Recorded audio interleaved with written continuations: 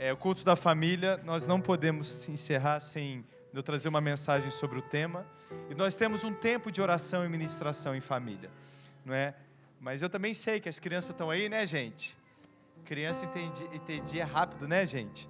Ainda mais com essa brilhante ideia que nós tivemos, né, de dar bolinha laranja para todo mundo. Daqui a pouco uma está fazendo pão. Mas fica aqui comigo, viu, gente? Vamos ler. Eu quero ler com vocês um texto da 2 Reis, capítulo 4, do verso 1 ao verso 7. Vou ser bem objetivo com os irmãos, mas eu tenho algo aqui para compartilhar, para entregar, que eu tenho certeza que vai trazer luz às nossas casas, sim ou não? 1 Reis, capítulo 4, do verso 1 ao verso 7, diz assim: De entre as mulheres dos discípulos dos profetas, uma clamou a Eliseu, dizendo: Meu marido, teu servo, morreu. E tu sabes que o teu servo temia ao Senhor. Veio o credor para levar os meus 2 filhos para serem seus escravos. Eliseu lhe perguntou: Que te hei de fazer? Dize-me o que é que tens em casa. Ele respondeu: Tua serva não tem nada em casa, senão uma botija de azeite. Então disse ele: Vai, pede emprestada vasilhas a todos os teus vizinhos, vasilhas vazias, não poucas. Dito isto, entra e fecha a porta sobre ti, sobre os teus filhos, e deita do azeite em todas aquelas vasilhas. Põe à parte aquela que estiver cheia. Ela se retirou dele, fechou as portas sobre si e sobre os seus filhos. Estes lhe chegavam as vasilhas, ela as enchia. Cheia as vasilhas, disse ao seu filho: Trazei-me ainda uma vasilha. E ele respondeu: Não há mais nenhuma. E o azeite então parou. Então veio ela e fez saber o homem de Deus, e disse: Vai, vende o seu azeite e paga a tua dívida, e o resto vive tu e teus filhos. Feche os seus olhos. Pai, nós te agradecemos pela porção da tua palavra. Pedimos que o seu Espírito nos conceda revelação, entendimento, que como uma luz possa acender dentro de nós, e Deus, isso possa trazer transformação no nosso ambiente familiar, que venhamos a entender aquilo que o teu texto quer nos ensinar nessa manhã, e essa palavra possa transformar, em nome de Jesus, o nosso tempo de busca ao Senhor dentro das nossas casas. Fala conosco de forma grandiosa e especial, porque nós queremos te ouvir. É o que nós oramos em nome de Jesus. Amém e amém. Meus irmãos, havia um profeta em Israel, e ele era discípulo de Eliseu, e esse profeta morreu, um homem de Deus morreu, ok? Uma coisa comum, acontece com todos nós, sim ou não? A verdade, né, que nós devemos entender, é que todos nós um dia iremos morrer, sim ou não? Essa é a maior certeza que nós temos, a morte vai chegar para todos nós. O discípulo do profeta, ele morreu, ou seja, o profeta, não Eliseu, mas o discípulo de Eliseu, um profeta, ele morreu. Apesar dele ter sido um grande homem de Deus, meus irmãos, nós vemos que ele não foi um bom gestor financeiro da sua casa. Ele foi um grande homem de Deus, serviu com toda a intensidade o ministério que Deus deu a ele, porém ele falhou em casa, na gestão dos seus recursos, e ele deixou dívidas para sua esposa e para os seus filhos administrarem. É exatamente isso que o texto nos fala. O texto então vai dizer que com a sua morte chegaram as cobranças. E como ele não havia deixado dinheiro para o pagamento das dívidas, os credores vieram pedir os seus 2 filhos como pagamento. Isso era muito comum no tempo antigo. Os filhos se tornavam escravos uma vez que o pai ou a mãe não pagou a dívida. E o que isso significa? Significa que os seus filhos seriam vendidos para cobrir a dívida, ok? Olha que situação disfuncional familiar. Um provedor, que era um péssimo gestor, ele falhou na sua responsabilidade de prover. Ao invés de prover, ele endividou a sua casa. Sua péssima gestão deixou consequências para os seus filhos. Um tremendo ministro, o fato dele viver intensamente o ministério e faltar em casa, demonstra um desequilíbrio e a falta de apoio da família. Esse é um ponto que eu quero abordar com vocês mais para frente na mensagem, mas a sua esposa parecia não valorizar e honrar o ministério do seu esposo. A família parecia não estar em sintonia, e infelizmente aconteceu uma tragédia. E o fato, nos mostra que não havia harmonia. E eu quero chamar a atenção aqui de algo, queridos, eu quero abrir um parênteses aqui para os irmãos. A morte, ela não deve ser um tabu. Ela não deve ser um elefante na sala em que a gente não conversa. É um fato, todos nós iremos enfrentar a morte um dia. Nós precisamos conversar sobre isso nas nossas casas. Eu já conversei com a Aline sobre isso. Ela já sabe, ela tem todos os acessos, tudo. Se eu morrer, amor, está aqui o cartão, está aqui as senhas, está aqui o seguro de vida, está aqui tudo, tudo. Temos uma pasta com tudo ali. Se acontecer comigo, acontecer com ela, nós sabemos. Nós não podemos ter esse medo de abordar esse assunto. A gente sabe, meus irmãos, ela vai acontecer. Ela vai acontecer. A nossa eternidade é com Deus, não é aqui na vida presente. Essa vida é passageira e ela vai se findar. Então eu quero fazer uma pergunta aqui aos maridos. Os homens, vocês não precisam responder, mas é só para você refletir. Se você morresse agora, hoje, como iria ficar a sua esposa e os seus filhos?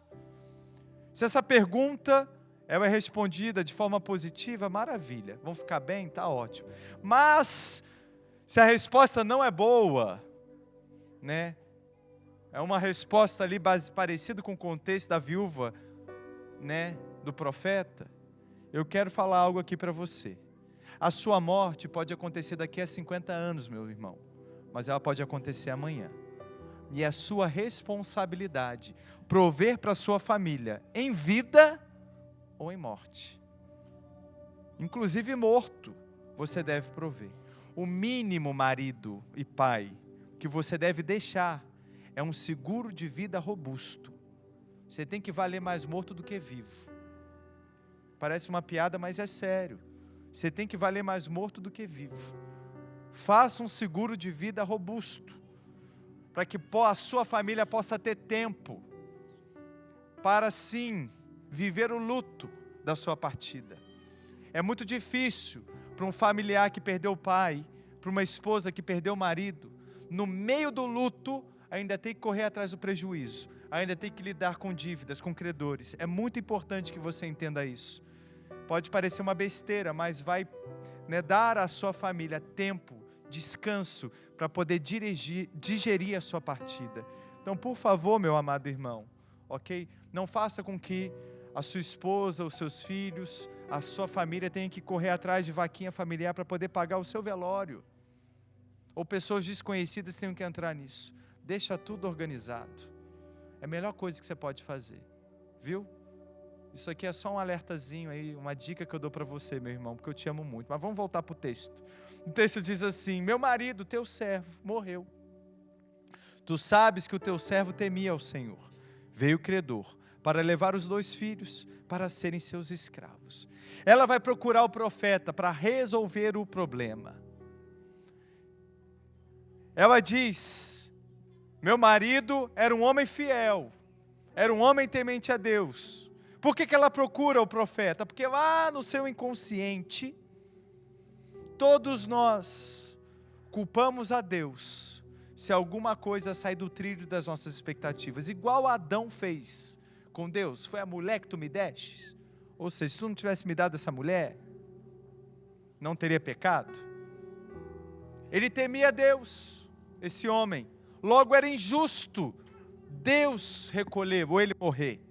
Era assim que ela pensava. Agora que se Deus não honrou a ele, porque ele servia, e ele morreu, agora Deus tem que fazer alguma coisa. Deus tem que resolver o meu problema. Deus é sempre o culpado de quando as coisas dão erradas, meus irmãos. Infelizmente é assim que a gente faz. Não que ele seja, mas é assim que nós fazemos, nós culpamos a ele. Ela podia ter procurado o sogro dela, afinal de contas, né, era o pai dele que deveria ter ensinado sobre gestão financeira, mas ela foi no profeta, o líder do grupo dos discípulos, que o marido dela fazia parte. Foi lá, foi nele. Em outras palavras, meus irmãos, a atitude dela vai dizer o seguinte: já que Deus tirou a vida dele e nos deixou nessa situação deplorável, uma vez que ele era homem que obedecia a Deus, agora é o dever de Deus fazer alguma coisa. Infelizmente nós pensamos assim, só que Deus não tem dever nenhum, meus irmãos.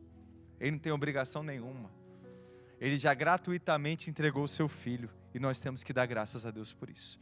Aí Eliseu chega para ela e pergunta o seguinte, lá no verso 2, que hei de fazer? Dize-me o que você tem em casa. O profeta, ele não assume a responsabilidade de resolver o problema, mas ele vai levar a mulher a refletir sobre a sua casa, porque era uma questão familiar. Entenda isso, meus irmãos. Problemas familiares devem ser resolvidos dentro da família. Não espere que o seu pastor, que o seu líder, que o seu conselheiro em gerações, que o seu terapeuta, que o seu sogro, que a sua sogra, que o seu pai, que a sua mãe vão resolver os problemas do seu casamento. É dentro de casa. É você e seu marido, ou você e a sua esposa, debaixo da graça de Deus, vão achar uma solução. É dentro de casa. Não é o papel do pastor, não é o papel do líder, de qualquer outra pessoa. O papel nosso é apenas de conselho, de orientação, mas não de resolução. Sim ou não? O profeta, então, ele não assume essa responsabilidade. Ele pergunta para ela o seguinte: o que você tem dentro de casa? A solução está lá dentro, a solução não está aqui fora. Qual foi a resposta da mulher? Eu não tenho nada, a não ser uma botija de azeite. A resposta da mulher fala muito, eu quero entrar exatamente nesse ponto. Olha o que ela diz: a sua serva não tem nada senão. Ela desvalorizou o que ela tinha. Ela tinha alguma coisa, sim ou não? O que ela tinha? Uma botija de azeite. Mas ela diz que isso não era nada. Era um pequeno jarro de azeite, mas era alguma coisa. Mas aos seus olhos, aquilo não era nada. Ela desconsidera, ela desvaloriza aquilo que ela tinha, dizendo que não era nada. Segundo, o que ela tinha foi o que o seu marido deixou. Porque naquele contexto daquela época, apesar disso não ser mencionado, está implícito, porque naquela época o marido era o provedor da casa. Eram poucas mulheres que desenvolviam algum tipo de trabalho remunerado. A maioria delas cuidava da casa e da família. Quem provia era o marido, ou seja, se tinha azeite, mesmo que fosse pouco, foi porque o falecido marido deixou. Ele havia provido, mas ela não valorizou o que ele havia provido. Terceiro, sabe o que significa azeite? Nas escrituras, o significado bíblico ou simbólico de azeite, nas escrituras, unção. Trazendo para uma aplicação espiritual, um dos símbolos do Espírito Santo é justamente o azeite, e significa exatamente essa operação capacitadora do Espírito Santo, que nós entendemos como unção. Isso quer dizer, queridos, uma vez que ela tinha azeite dentro de casa, e foi o pai que proveu aquele azeite, nós podemos entender que havia unção dentro de casa. A unção que o pai carregava estava lá dentro, mas ela desconsiderava, ela dizia que era pouco, ou a dizer que era nada. O profeta, meus irmãos, Eliseu, faz essa mulher olhar para dentro da sua casa. A solução estava lá dentro, por vinha do marido. O azeite representa a unção, ou seja, o legado ministerial que o seu marido deixou. Ele morreu, mas ele deixou um legado que ela não valorizava. O fato dela dizer que não havia nada, apenas um pouco de azeite, mostra que ela desvalorizava o que o seu marido deixou. Ela não apoiou o ministério do seu marido. Mas apesar da morte do marido, o legado ficou lá dentro, o legado ficou dentro de casa. Eu quero, meus irmãos, trazer algo muito importante aqui para que nós venhamos a entender. Muitas vezes nós somos muito naturais, olhamos para o material, ele não deixou herança, ele só deixou dívida. Então eu vou correr atrás para deixar herança para os meus filhos e não deixar dívida para eles. Mas eu quero que os irmãos entendam, eu não quero de maneira alguma eximi-lo da responsabilidade como provedor e da responsabilidade dele de não deixar dívidas, ok? Mas o fato, ok, dele ter essa responsabilidade de ser provedor, não priva ele de ter sido intenso no seu ministério. Só lhe faltou equilíbrio, mas ele viveu o que Deus chamou ele para fazer. E eu quero destacar algo aqui para vocês: nós não devemos ser naturais como essa mulher. Ele não deixou herança, mas ele deixou legado. Ele não deixou bens, riquezas naturais, mas ele deixou unção. O que ele deixou podia conduzir os seus filhos a Deus. E meus irmãos, quantos pais deixam herança e riquezas naturais, mas não conseguem transmitir um legado espiritual? Os seus filhos são pobres espiritualmente falando, e por isso desperdiçam toda a riqueza conquistada com o suor do seu pai. Esse homem morreu, mas ele deixou uma riqueza espiritual para a sua família. Mesmo a esposa não reconhecendo, não valorizando, a unção estava lá. E o que o profeta fez? Eliseu vai chegar para a mulher e vai falar o seguinte: vai, pede emprestada vasilhas a todos os seus vizinhos, vasilhas vazias, não poucas. Depois disso, entra na sua casa, fecha a porta sobre ti e seus filhos, e deita o azeite sobre as vasilhas, põe a parte a que estiver cheia. O profeta vai orientar essa mulher a fazer o seguinte: a procurar os seus vizinhos, pedir vasilhas vazias, muitas vasilhas. Isso foi um teste de fé para essa mulher. Depois, o que ela deve fazer? Pegar os seus 2 filhos, entrar na sua casa e fechar a porta. Eu gosto muito desse detalhe do profeta, que o profeta vai falar, que Eliseu vai falar, dessa linguagem: entra na casa e fecha a porta. Tem uma menção muito semelhante a essa, lá em Mateus capítulo 6, quando Jesus nos ensina a orar. Ele fala o que para a gente? Entra no teu quarto e fecha a porta, porque lá, em secreto, você ora, em secreto, Ele te recompensa. Fechar a porta vai nos falar exatamente da intimidade da família. Fechar a porta nos mostra exatamente isso, é ali, no núcleo familiar, ninguém mais, somente a mãe e os seus 2 filhos, e o legado que o seu marido deixou. Preste bastante atenção no que eu vou falar para vocês, meus irmãos. Toda a comunidade desfrutou da unção desse profeta, desse homem, mas a família não.